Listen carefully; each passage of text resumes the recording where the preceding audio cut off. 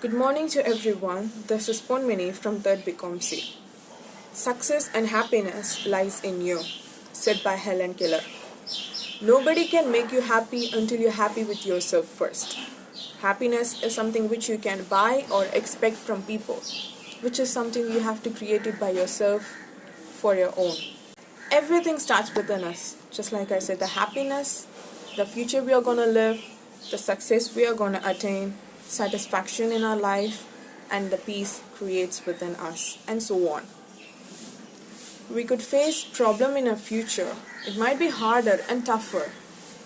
It isn't about what type of problem it is about how we react to it. Self-belief and hard work will always earn you success.